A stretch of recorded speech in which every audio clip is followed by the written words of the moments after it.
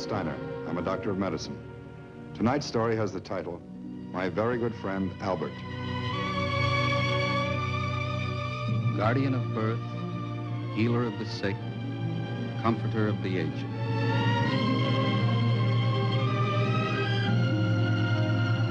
To the profession of medicine, to the men and women who labor in its cause, this story is dedicated.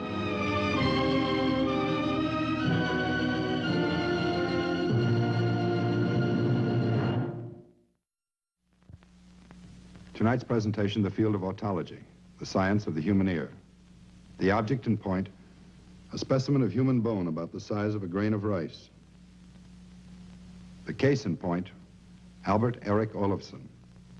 5 years ago, he left his native city of Gothenburg, Sweden, and came to the United States. By occupation, he's a musician. By affliction, he's a shy and lonely bachelor. His greatest hope is to make friends, to join the crowd. But circumstance has placed him in a bewildering dilemma, because his greatest hope is also his greatest fear. Well, this is Albert Olofsson, and this is the strange world which he occupies.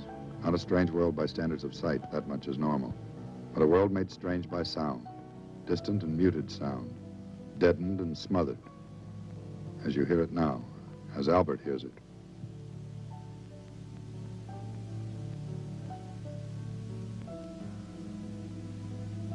A suspicious world, eternally whispering and mumbling. A cold, dishonest world that refuses to speak up and make itself heard. This is the story of one man's journey through that world.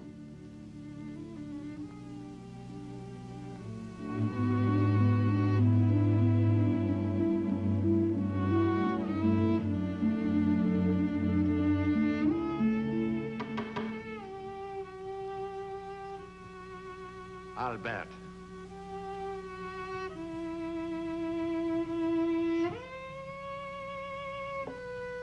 Albert!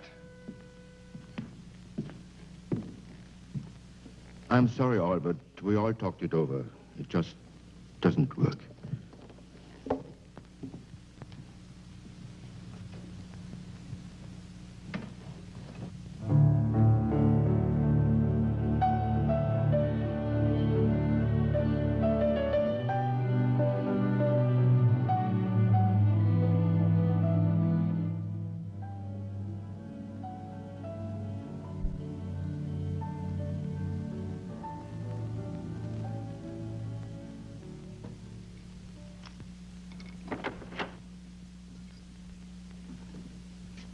Albert, you're back so soon. You practice on a little bit today? They say you come back soon. You practice just a little bit today. Is no more music. Is no more job. What? They should fire you?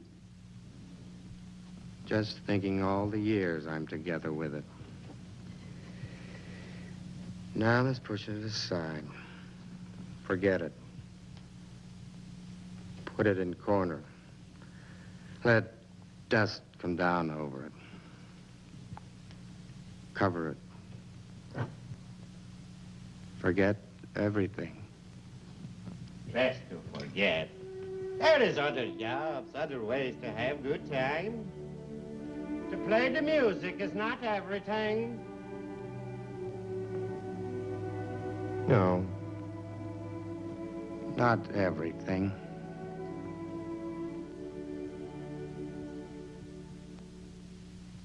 Hey! It's good time you need, Albert. Tonight I would go down to the Paradise Park. Me and my good friend, Lisa. You will come with us, yeah? No. But you like the Paradise Park. Always you go there. You say all the loud noise. You like it. So easy to listen. Lisa has a friend to bring for you, Mrs. Stendhal. Very nice, Mrs. Stendhal. No new people. Always they mumble, mumble, mumble. They ask question, they listen wrong, they make stupid answer. Always they laugh, they know. Oh, they do not laugh. It's only in your head. You will come with us. Yeah, you and the Mrs. Stendhal. No. Anyway, needs be we go to gymnasium tonight. Our lessons for the U.S. citizenship. Tonight? Tuesday. Class for U.S. citizenship every Tuesday night. All right. Then we go down to the Paradise Park after the lesson in the U.S. citizenship. It's good.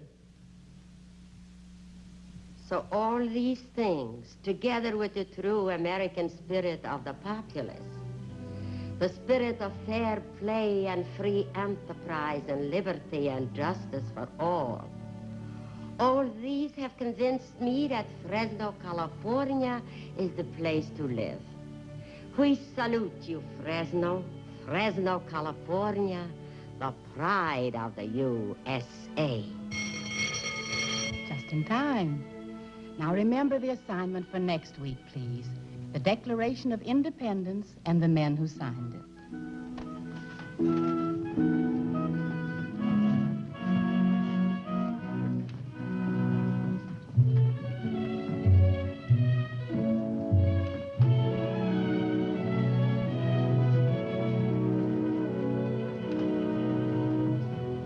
Mr. Olofsson, I hope you don't mind. I don't mean to be a busybody, Mr. Olofsson, but about your hearing. Don't you think it would be a good idea if you'd go to a doctor and have him examine your ears? They don't know some doctor. Well, suppose I give you the name of the doctor who helped my brother Tom. They don't think there's any good. There's no use. Well, I'll just jot down his name and address in any case. Now, you give this some serious thought. Promise? Yeah, I promise. Mrs. Jackson? Yes? The lady sitting over there. Oh, you mean Frederica Swenson? A very nice girl. Yeah. Is she Norwegian, you know? Norwegian? No, I'm afraid I don't know. Is she being with husband, you know? You mean is she married? No, she's still single. Why do you ask? Is nothing. Good night, Mrs. Jackson. Good night, Mr. Olofsson.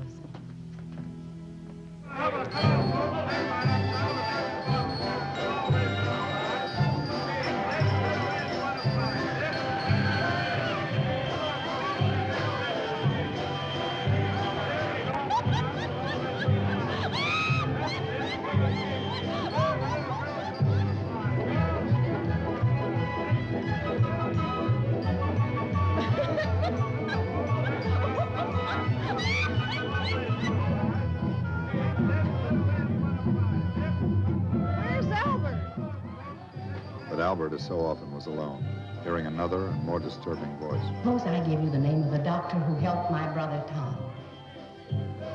The doctor who helped my brother Tom. You give this some serious thought. Promise, some serious thought. Promise, the doctor who helped, the doctor who, the doctor who, the doctor who, the doctor who.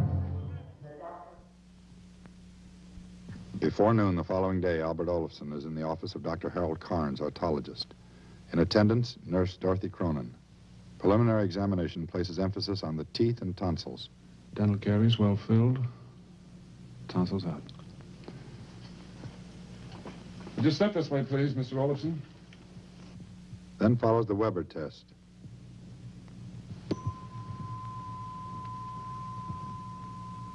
A tuning fork is placed against the forehead to check the balance of hearing between the right and left ear.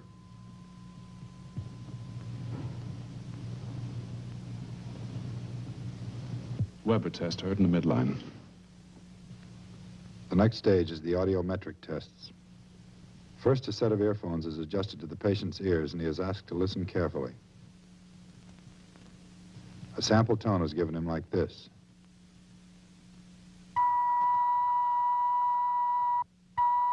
The patient is then asked to raise his right index finger each time he hears the tone. After each tone, the decibel reading is reduced until at some point the patient fails to respond. So the world of Albert Olofsson, the strange world of whispers and mumblings, entertains a new visitor. The electronic tone of the audiometer probes the depths of the passageway for sound. The delicate membranes, the vibrating network of tiny bones laced together with ligaments the thickness of a hair, The tone forces each of them to work as hard as it possibly can, forces them to reveal their strength or their weakness. Strength or weakness which is immediately translated into a series of numbers, charts, graphs.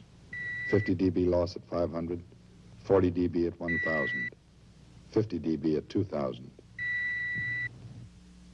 The second part of the test is for bone conduction, to find out if the nerve of hearing is able to carry the sound sensations to the brain.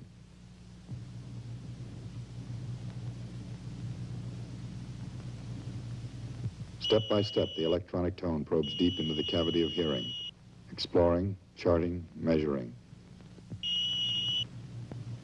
Somewhere in the intricate maze of bone and tissue, the answer lies.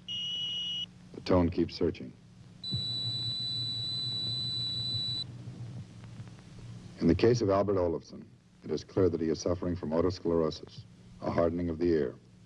The physician makes a point of explaining this to the patient with the aid of a fairly simple diagram of the human ear. He demonstrates how sound strikes the eardrum, setting up vibrations that are transmitted over the 3 bones of hearing. The third and final bone is called by reason of its shape the stirrup. This is where Albert Olofsson's trouble lies. But a closer look is necessary to make the delicacy of the treatment fully apparent to the patient. Actually, this whole section is very small. It's about the size of a grain of rice, a small grain of rice.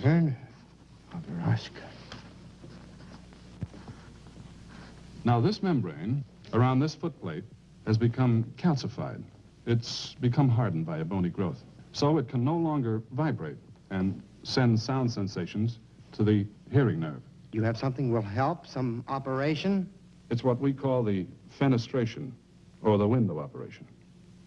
Here, let me show it to you. First, we make an opening or a window in this bone right here. We take a piece of skin from the ear canal and place it over the new opening. This way, the new membrane picks up the sound vibrations directly, passes them on to the hearing nerve, and practical hearing is restored. And with this, I can hear the music again? According to the tests we've made, your hearing nerve's in good working order. I'd say there were 3 chances in 4 the operation will give you good, practical, and permanent hearing. 75%. That's right. It doesn't bother you, does it? 75%? No, it's not bothering. Other 25%. Yeah, that is bothering.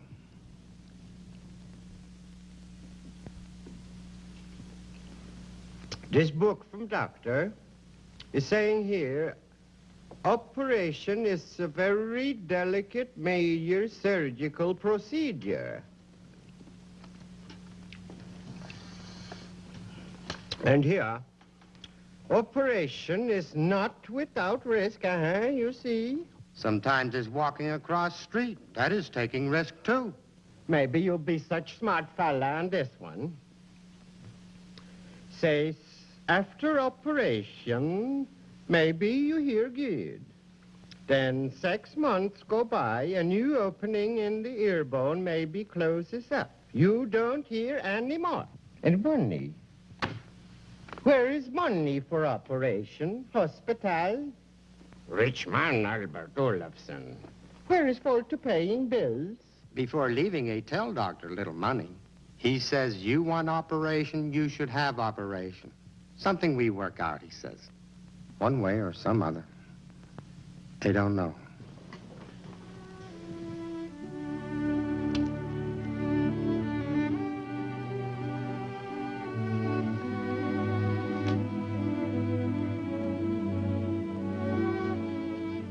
Rich man, Albert. Stupid man, Albert. What for are you thinking?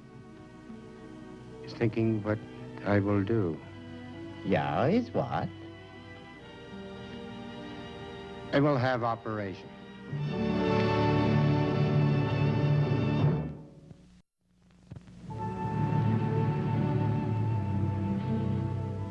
So it begins. It's more than a mere probing with an electronic tone. The target is the size of a grain of rice. There's little margin for error because to one side, only fractions of an inch away, lies the cavity of the brain. The instrument is poised, the goal is in sight. A new opening for sound, a new window to a new world.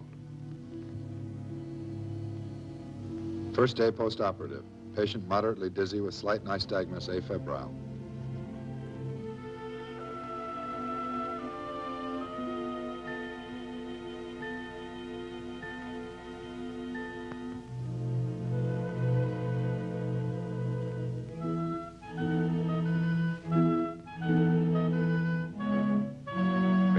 Stevenson. Stevenson.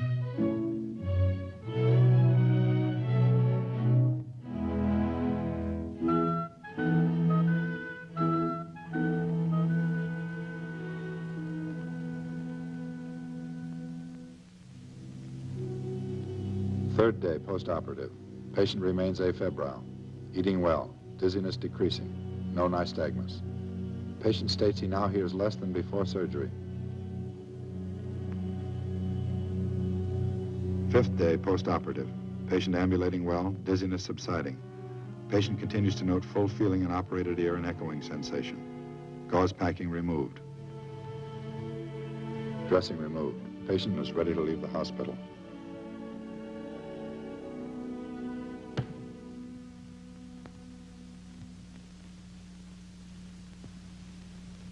His hearing, the comb.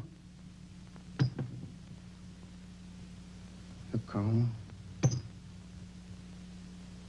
His hearing. His hearing. Something more. Water. His sound of water. It is water. This is water.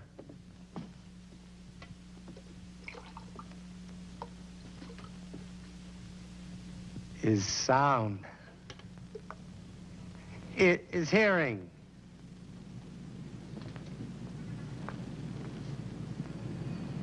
What is that? Is the city.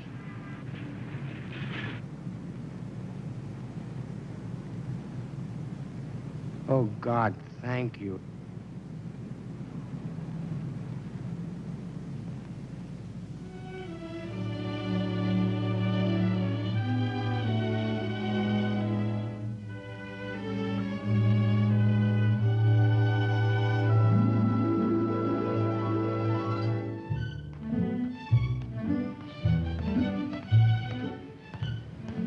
It is a new world for Albert Olofsson.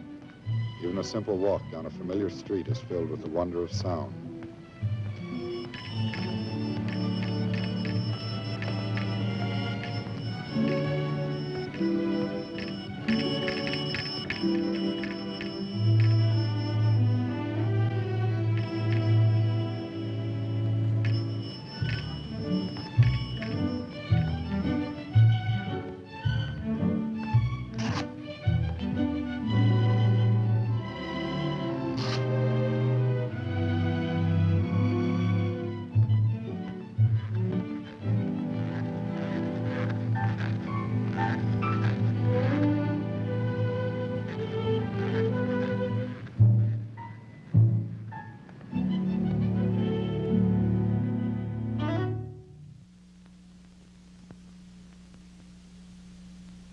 Albert is going crazy, or what? You're saying it again, Gustav. I hear you good. Sounds very good. Talk some more. Maybe 6 months go by.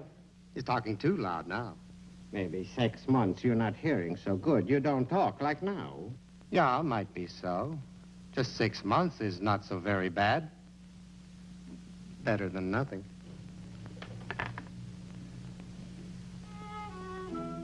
So the escape is made. Albert Olofsson is free of the strange world which held him fast behind a barrier of bone no larger than a grain of rice. So Albert waits and hopes and listens. For if he is the one who must return, he'll go back to his prison with a store of fresh memories. But the escape is not complete. For every 20 persons who escape from the world of deafness, one of them must return. In one of the 20, the new opening, the new window of sound slowly closes after surgery. A second opening can be made, but there's every likelihood that too will close. 6 months are drawing to a close. Albert Olofsson has gradually become accustomed to the world of sound and of music. Only one step remains for him fully to take up his life again.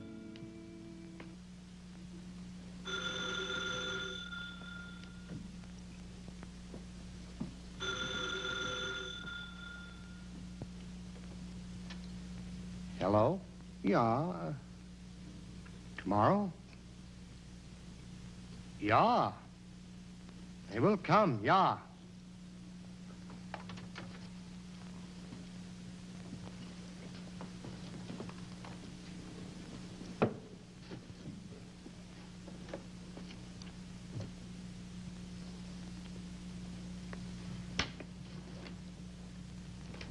His concert maestro down at Symphony Hall. So? Last week is playing for him. See if maybe chance to get my job back. So is what? Come tomorrow. Rehearsal. Hey, get it back, Gustav. With orchestra. Hey, get my job back.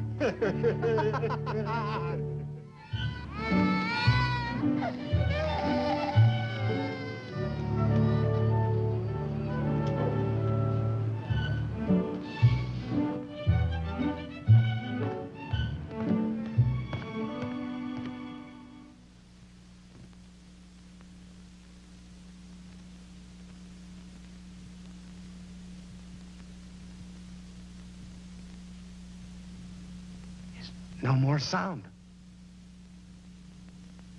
Hey, I'm not hearing.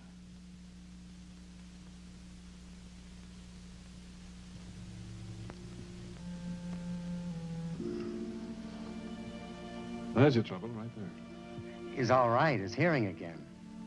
This plaque, coating of wax, it formed right over the new opening, cut off the hearing. Probably been accumulating in there for the last few days. Is all right? Is nothing to worry about? Nothing to worry about. Oh, I don't have your chart handy. It's been almost 6 months since your operation, hasn't it? Is exactly 6 months, September 9. September 9th. About 3 weeks to go. Well, I guess you'd better be getting along to your appointment. If you have any more difficulties like this, be sure and let me know. It's thanking you very much, Doctor. Everything you do for me. If I could only show you, if I could do something only. There is something you can do for me, Mr. Olofsson. In another 3 weeks, I hope, you'll be leaving deafness behind you. Don't ever forget the people who have to remain deaf. Remember how it was for you. Remember how it has to be for them. Tell your friends about it. Tell them what it was like. Tell everybody you know. There's someone who wrote it better than I can say it.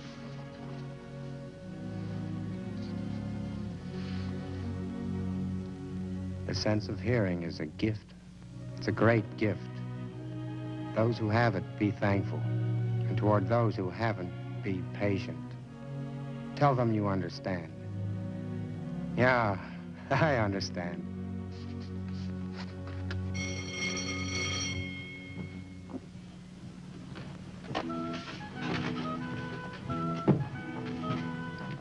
Miss Svensson? Mr. Olofsson.